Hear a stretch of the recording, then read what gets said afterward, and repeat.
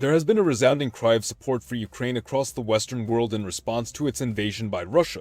But while many have concentrated on Russia's belligerence, it's been commonly overlooked precisely what has driven Russia to act as it has, with the most common explanations boiling down to mere one-sentence claims that don't quite grasp the Russian mindset. I'd like to preface this by saying this video is not intended to condone Russia's actions, nor justify or support the war, but rather is intended to provide insight into why Russia has resorted to initiating this conflict from their own perspectives. But first, if you're interested in the geopolitical subject of today's video, then you might like to hear about our sponsor, Conflict of Nations. Conflict of Nations is a free, real-time strategy game that places you right in the middle of World War III. Take control of a modern nation, raise your army using a wide assortment of tank, jet, and submarine units, manage your resources, build your alliances, and develop your infrastructure to lead your country to victory in PvP matches of up to 128 players in real-time games of strategy. The real-time aspect means that individual games can take weeks to complete, forcing you to really think up a long-term plan that gets you invested in the gameplay. And because you can play with the same account on both PC and mobile, you can bring the game with you wherever you go. Follow the link in the description to unlock an exclusive in-game gift, 13,000 gold and a full month of premium membership free. This offer is only available for 30 days, so don't miss out. Now, back to the video. To understand the situation modern Russia finds itself in, we must first wind the clock back to the fall of the Soviet Union. Russia hastily and chaotically emerged from the ruins of the Union following internal divides in politics which saw the Union government and the governments of the individual republics diverge. The leaders of the Russian, Ukrainian, and Belarusian republics came together to sign the Bulovesky Accords, effectively dissolving the Soviet Union. Despite resistance from the overarching Soviet government and a popular referendum in favor of continued unity, however, the government ultimately did concede transferring executive control over Soviet assets to the president of Russia, Boris Yeltsin. Yeltsin was initially a darling for the West. He was viewed by some as a great reformer that would democratize Russia and bring it in line with Western policy, but reality proved different. Many Russians saw early on that Yeltsin was motivated less by good intentions for the whole of Russia, and more by personal ambition masked by a faint idealism. When politicians resisted Yeltsin's actions, including attempting to unconstitutionally dissolve the country's parliament, they attempted to remove him from power by legal impeachment, only for the response of this so-called liberal reformer to be of military force and political coercion. When his approval rating plummeted to less than 10%, American advisors and interest groups blatantly intervened in his campaign to ensure he won re-election. When he faced allegations of corruption and made vanish great sums of foreign aid, these matters were swept under the rug, obfuscated, and ultimately made null. Yeltsin welcomed foreign investment, bent the knee to Western ideology, and ultimately created conditions which made Russia weaker than it had been during the Soviet regime. Average life expectancy dropped, corruption ran rampant, military spending collapsed, crime rose dramatically, poverty and wealth inequality skyrocketed to levels some have called worse than the early years of the Great Depression in the US. The very Russian state began to fracture as calls for regional secessionism rose. And through this all, many in the West still held Yeltsin up as the best hope for Russia. For many in Russia, the belief was that the West did this not because Yeltsin was a genuine reformer the West had faith in. By the time of his re-election, it was clear to see this wasn't the case, but because Yeltsin opened Russia up to Western predation and exploitation. The weak and impoverished Russia was a virtual buffet of cheap resources, dependent and inexpensive labor, and newly privatized former state businesses whose stock was being rapidly consolidated by oligarchs both local and foreign. Yeltsin's Russia was a state which the money interests of the global West could use for their own benefit at great expense to the common Russian. While certainly this wasn't the intention of the West as a whole, Western influence did cause Russia great strife, with well-intentioned actions failing to account for differences between Western and Russian systems, while more nefarious actors took the opportunity to exploit or further weaken the Russian Federation. In the new unipolar world order where free trade and internationalism were to be accepted as the norm, there was no place for nationalists nor communists, ideologies which would have shut the West out and focused on domestic matters instead, be it in one fashion or another. To many within Russia, it felt as though it made little difference to Western leaders whether or not Russia was ruled by a dictator, a corrupt oligarch, or a truly functional republican system, only whether or not Russia was receptive and of financial benefit to the ruling order of global capitalism. Despite Yeltsin's favorability to the West and Russian attempts to join Western institutions like the EU, NATO, and World Trade Organization, slow progress was made across the board, leaving Yeltsin and many other Russians increasingly skeptical of the West's sincerity and accepting Russia into what they had been told was a lucrative and uplifting system. But every year Russia seemingly ceded more ground, only to gain little in return, finding great difficulty translating Western practices into the Russian system at every level: political, cultural, and economic. Opportunity to join NATO was made possible by the North Atlantic Cooperation Council and Secretary of Defense Les Aspin's Partnership for Peace, a program intended to eventually open the former Eastern Bloc to full NATO membership, Russia in particular, while encouraging the adoption of additional Western practices and policies in post-Soviet lands. Yeltsin's less-than-democratic rule did not appear to be a tremendous obstacle to the West as far as considerations for NATO membership went, even despite stress being placed on NATO members being democratic. It was only upon the clashing of Russian and Western geopolitical interests that progress toward membership really began to break down. Russia condemned NATO's 1999 intervention in Serbia, or rather, what remained of Yugoslavia, and sought to involve itself with what few resources it could spare to ensure that this historic ally of theirs was treated fairly. There was great hostility over the West's recognition of Kosovo as a state independent of Serbia years later. Likewise, the West strongly opposed Russia's 2008 intervention in Georgia and its recognition of the states of Abkhazia and South Ossetia. Even much earlier, the West had opposed Russia's military response to the secessionist crisis in Chechnya, which lay within Russia's own borders. All of this painted a picture in the mind of many Russians that the West was either hypocritical in its actions or directly anti-Russian. Never quite getting over Cold War fears, and still seeking to isolate, weaken, and contain Russia as a threat.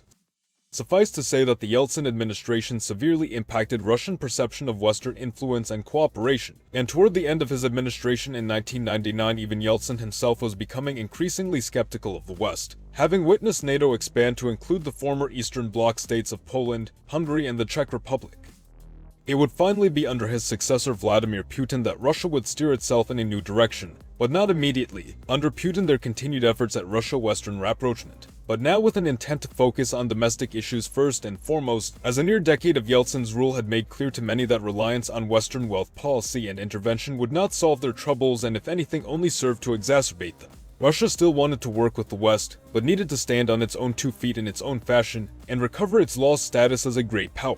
Early glimmers of this were achieved under Putin, who managed to stabilize Russia's economy and population, consolidate power back in the executive office, and strengthen the Russian military through reforms which transformed a fragmented and outdated army into a capable land force. But in pursuing a Russian-focused agenda, Putin and the West regularly stepped on one another's toes. Efforts at mutual demilitarization both of nuclear arms and of conventional armed forces in Europe in the aftermath of the Soviet Union's collapse, bleeding into the 21st century saw initial progress before, much to Russia's dismay, the NATO alliance expanded even further.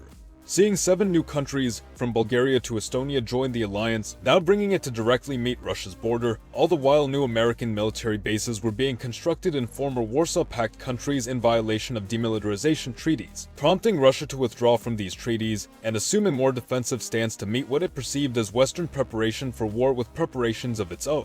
It must be stated that these demilitarization efforts also came at a far higher expense to Russia than to the West, as it entailed destruction of valuable military assets which the West had the wealth and resources to rapidly replace, while Russia's ability to produce replacements in a short span of time was virtually non-existent for years. Moreover, much destruction of Western military assets had been of outdated equipment which was promptly substituted by fewer but more modern assets. Whilst Russia, given its prior collapse in military funding and economic hardship, had been dependent on outdated tech which at least once held a great quantity of, though demilitarization quickly eradicated that advantage. Perhaps most frustrating for Russia was the rise of Western-funded and ideologically motivated non-government organizations or NGOs, and the destabilizing impact they had in what Russia considered its immediate neighborhood. Several so-called color revolutions occurred in Kyrgyzstan, Belarus, Moldova, Georgia, and perhaps most importantly, Ukraine, seemingly grassroots and typically non-violent uprisings with the ultimate end goal of regime change. A number of effective Western-aligned NGOs pursue and promote particular narratives, agendas, or ideologies within the various countries they operate in, seeking to trigger a political or social outcome within the country of operation, with results that are clear enough to see. The Rose Revolution in Georgia, the Tulip Revolution in Kyrgyzstan, and the Orange Revolution in Ukraine. This proved to be a massive issue for Russia, viewing these actions as a hybridized form of warfare conducted by the West with the ultimate goal of manipulating and destabilizing Russia and its neighbor states. What Russia deemed foreign-sponsored regime change was labeled as one of the foremost threats to national security, and led to the Foreign Agent Law, which forced NGOs to register with the government and explicitly cite in all of their published works that they are foreign agents. Moreover, the impact of color revolutions were a major turning point in Russia's approach to foreign policy. The Russians now feeling as though the West was attacking them and that a limited military response in strategically valuable or vulnerable countries was justified for the sake of ensuring Russian security. In Ukraine, the Orange Revolution had seen to the shifting of the 2004 election outcome from a pro-Russian candidate to a pro-European candidate following accusations of ballot manipulation. The pro-Russian candidate would emerge victorious in the subsequent 2010 election, although, like the previous election, there were widespread accusations of voter fraud. Despite this, however, the pro-Russian candidate was able to retain his office this time around, and proceeded to shut down the European Union-Ukraine Association Agreement in favor of building closer ties with Russia. The polarization and distrust that had been embedded in Ukraine by the Orange Revolution, now topped by the outrage and division caused by the cancellation of the association agreement, led to violent protests that ultimately replaced the pro-Russian government with a new pro-European government. For Russia, this was taken as a sign that their worst fears were becoming a reality. The West, who they believed to have continually maintained a quiet disdain for Russia, and a desire to neutralize it as a major player on the world stage, who they believed was actively building a military coalition against them, and isolating them through the assimilation or subversion of their neighbors. This threat was now clamping down on Ukraine, who had long stood as a state of great strategic importance to Russia for its Black Sea ports in Crimea, and its function as a buffer against potential invasion. In response to the chaos in Ukraine, and feeling that it was only a matter of time before the state fell entirely into the Western sphere, Russia moved to seize Crimea, which did carry a majority ethnic Russian population, as well as began its support of pro-Russian breakaway regions in Ukraine's east. From here on out, Russia largely felt as though there was little hope of cooperation with the West within the current system. Simply, it was a system which acted contrary to Russian interests.